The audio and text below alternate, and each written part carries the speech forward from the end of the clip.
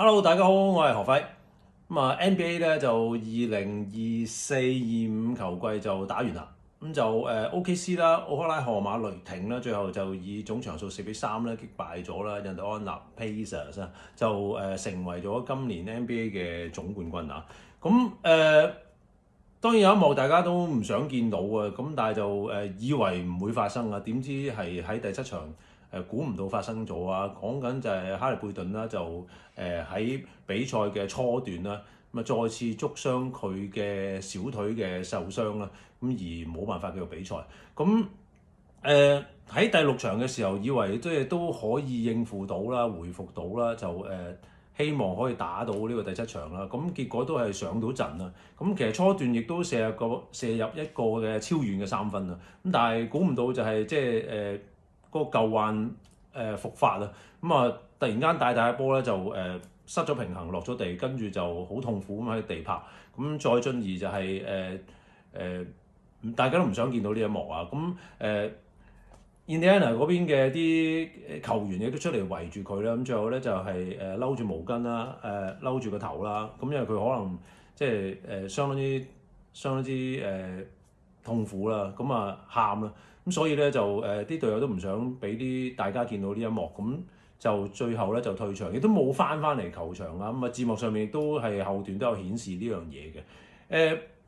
唔單止印第安納嗰邊咧係受到影響，其實就成個球場OKC 嘅球迷好、球隊好，其實都受到影響。大家都喺一段時間裏邊唔算認真安頓到落嚟嘅，因為呢件事。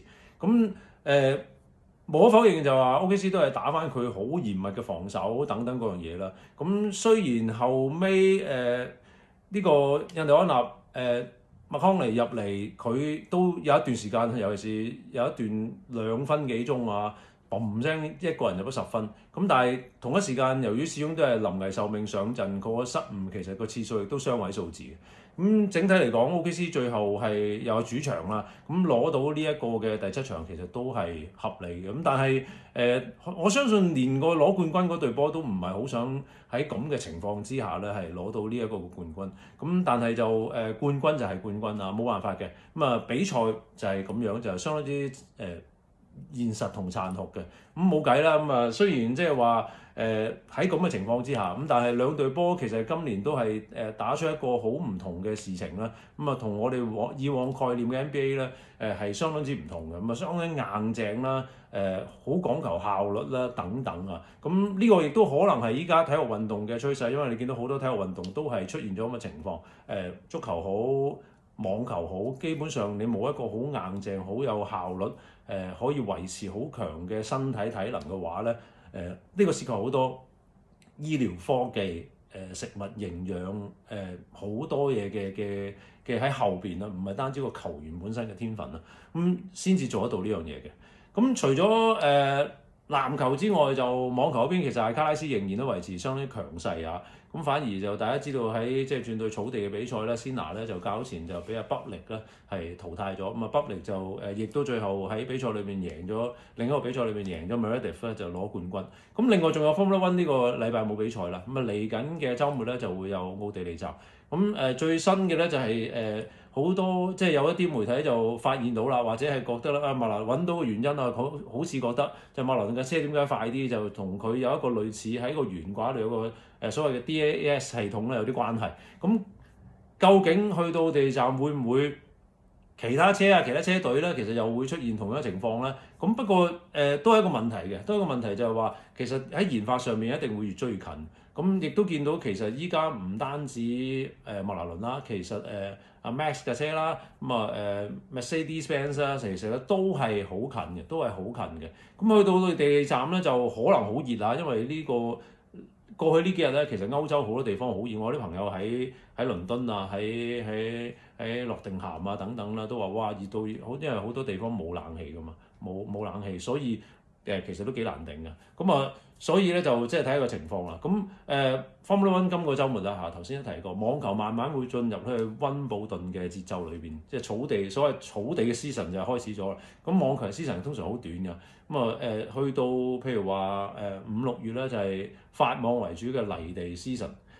跟住咧就係網球嘅唔係呢個草地嘅 season 嚇，咁就會係圍住溫布頓再進而去到所謂季尾咧就係 US Open 啊嚇，就前後咧前端同後端咧就係硬地嘅咁樣啦嚇，咁啊換個碌啊，繼續同大家講啦世俱杯喎。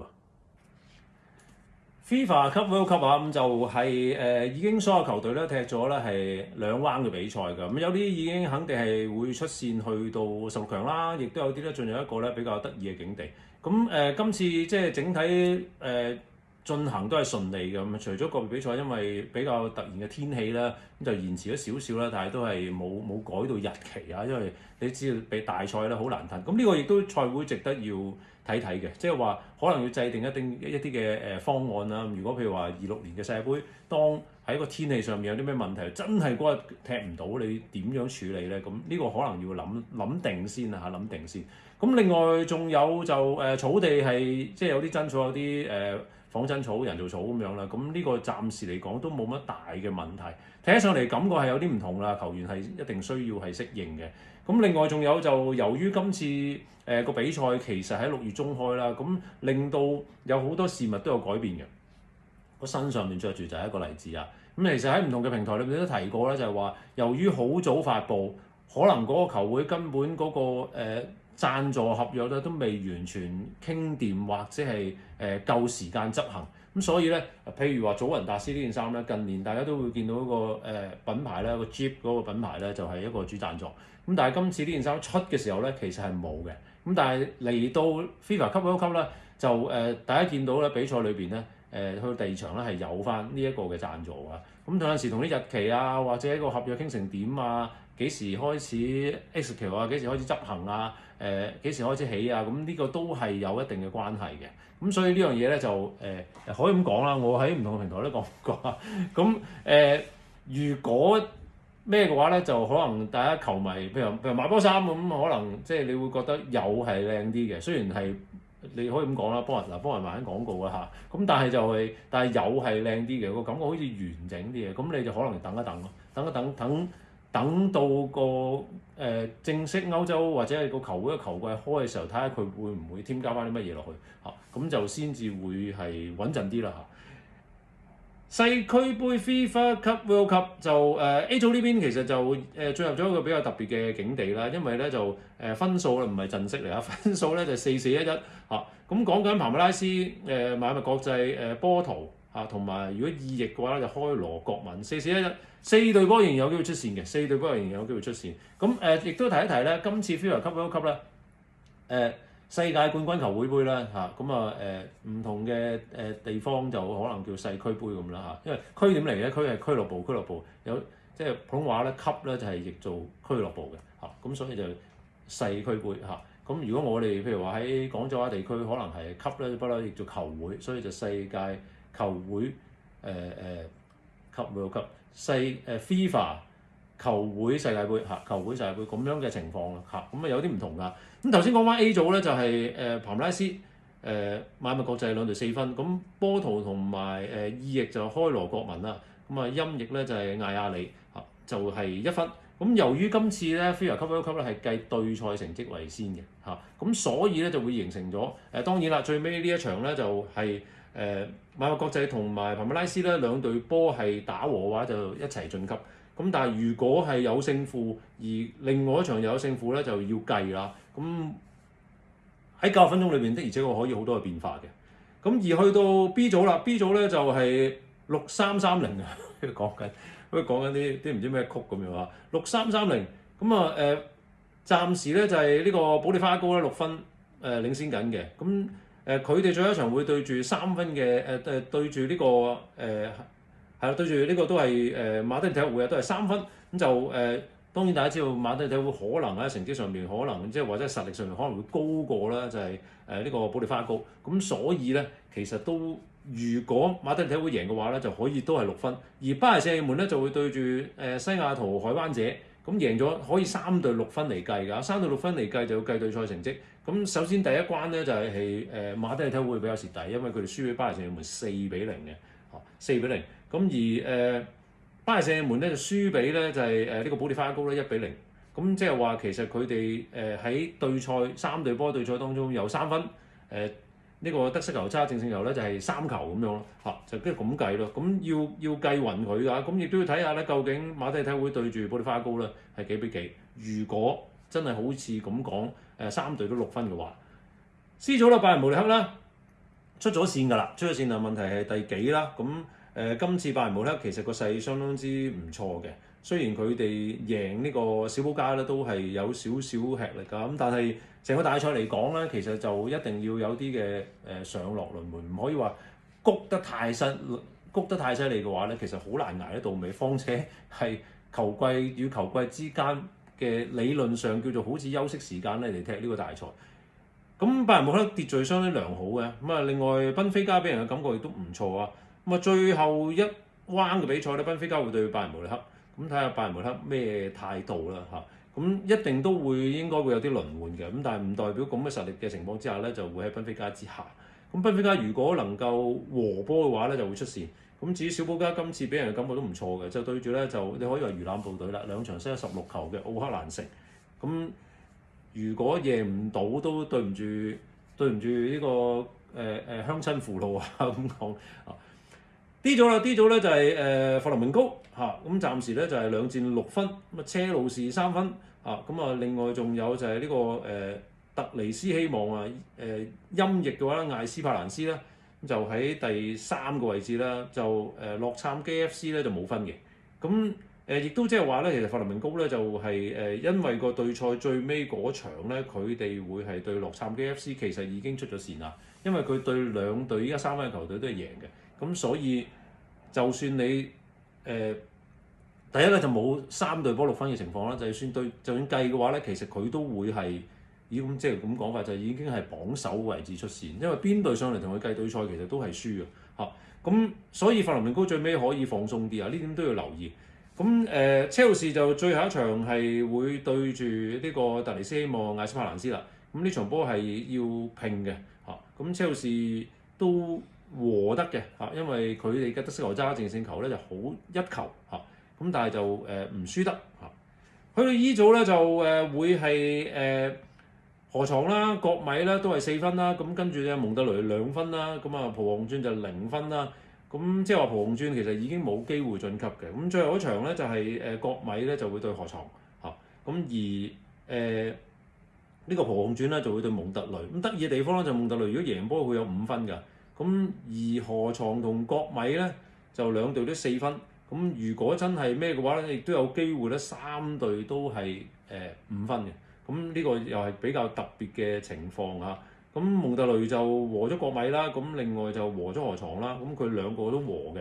咁至於國米咧就係和咗蒙特雷啦，最尾呢場就對河床啦。咁如果真係都係和嘅話咧，咁分鐘咧計到咧係邊個入波多嘅，分鐘都係一樣啊！咁可能真係要去到最後公平競技嘅積分啊等等，再唔係咧就係抽籤嘅，個賽制就咁樣咯嚇。F 組啦，咁就多蒙特咧，其實咧呢一組裏邊個表現係唔算話好理想啦。佢哋對住日落球隊啊新當斯咧就都係最後僅勝係4比3啊，咁睇上嚟有啲比較 free 嘅感覺啦。咁呢一組蔚山現代就冇蔚山 HD 咧就冇分啦。咁而仲有咧就係呢個富明尼斯咧就暫時係4分，多蒙特4分啦。咁頭先講個新當斯係3分啦。咁最尾一場就新當斯會對住咧就係富明尼斯嘅。咁如果富明尼斯贏呢個日落球隊新當斯嘅話咧，咁啊即係幫多蒙特打埋江山嘅可以。咁因為多蒙特咧就變咗到時咧就係冇2隊波會過到佢哋咧，咁佢哋會出線。咁所以就多蒙特都會睇翻旁邊嘅情況。當然啦，如果佢哋領先嘅蔚山現代乜都蔚山 HD 就乜都唔使諗啦嚇。咁但係今次多蒙特嘅狀態係一般啦。祖雲達斯啦，咁啱啱咧就又大勝一場4比0贏 Casablanca， 耶迪斯有好嘅表現啊。咁成隊波都提過，其實如果以踢一個大賽嚟講咧，球會其實冇乜機會踢大賽，因為一係踢聯賽，一係踢杯賽啊。杯賽都係一場一場你係淘汰制，一輸咗就冇啦。咁但係踢大賽嚟講啦，祖雲達斯呢班波都幾啱，因為之前都講過啦，佢哋係比較穩陣型，跟住一啲快攻啊、康西沙啊、耶迪斯啊，好多呢一類嘅球員啊，係都幾啱使嘅，可以咁講。咁祖雲達斯就同曼城呢組已經出咗線㗎啦，已經出咗線，因為兩隊都6分，後邊兩隊都0分，而曼城咧就點解今日掛根度簡就簽咗名俾我嘅波衫咧？就因為就入咗2球啊，咁啊6-0咧贏艾因，咁啊兩隊波實力上邊係超於其他兩隊球隊好多嘅，咁都係正常嘅，都係正常。咁出咗線就最尾睇下，因為兩隊波最後會對碰嘅，咁啊相信大家都會輪換，咁睇下邊隊攞第一出線咁樣嚇。去到 H 組啦，就皇家馬德里咧就亦都贏咗場啊，咁啊3-1贏呢個柏丘卡，咁啊當中嘅表現其實都係唔錯嘅，都可以期待即係依家喺度執緊啊。咁但係我始終有個疑問咧，就話對手嗰個威脅力啦，如果你翻到歐洲咧，就踢呢個CL 啦，即係 Champions League 啊，啲更加強嘅球隊啊，或者喺西甲裏邊等等，對於更強嘅球隊，其實呢一種嘅做法會係點樣嘅咧？個效果未知啊，大家都唔知。咁另外仲有就係話，如果用一啲比較多嘅效率型球員，球會點睇嘅咧？皇家馬德里未必接受呢樣嘢㗎。咁要睇下佢哋嘅 management 點樣管理法。安察洛提管理得好好啊。咁跟住會點咧？咁呢個真係要睇落去。咁皇家馬德里贏柏丘卡呢場波就比寧咸又有入波啦。咁兩個比寧咸都係即係有參與，呢個都幾得意啊，幾有趣嘅地方嚟嘅。咁皇家馬德里依家4分，咁啊薩爾斯堡係4分，兩隊波最後一彎咧會對碰嘅。咁後邊嘅意翼咧就利亞德新月，咁啊大家知道叫希拉爾啦。咁啊，亦都即係相當之唔錯。最尾一場就會對住柏丘卡。如果利亞德新月希拉爾咧係能夠贏波嘅話咧，咁佢哋會對上面嗰兩隊波係可能會有啲威脅要計㗎，好多嘢嚇。因為利亞德新月對薩爾斯堡同對皇家馬德里都係打和嘅。咁如果皇家馬德里同薩爾斯堡都係打和嘅話咧，咁分鐘咧就會出現即係可能有啲意外，突然間嘣一聲皇家馬德里出一局咁樣嚇。咁所以咧就對於兩隊波嚟講，最尾尤其是皇家馬德里佢嘅名聲咧、佢嘅傳統、佢嘅歷史成績，咁啊贏啦可能係更加好嘅一個做法。咁但係又要搏多場咧，又會比較辛苦啲。咁今次就FIFA Cup World Cup啦，暫時嚟睇咧就都提過啊，有啲球隊其實佢哋比較實際硬淨，唔係太顯眼嘅。咁啊特別係南美，咁暫時就反而係巴西嘅球隊咧個成績會好少少啊。咁至於歐洲呢邊就即係要睇個輪換啊、試陣啊嗰樣嘢，班底上面一定係歐洲嘅球隊比較強嘅。咁睇下到時去到淘汰賽嘅時候個走線首先會係點樣啦，咁嗰樣嘢啦，呢樣嘢都係好重要。咁但係大家明啦，好多時呢啲比賽咧，其實個走線啊、第一定第二出線有陣時都未必可以太過計較或者太過執着，因為做唔到嘅。咁同埋仲有就話你就算好好嘅出線位置，可能另外一邊有隊強隊出線位置唔好入對應，呢個大家睇近代嘅世界盃啊、Champions League 啊，其實都見怪不怪啊。咁啊，往後繼續會同大家跟進咧世俱杯嘅比賽嘅。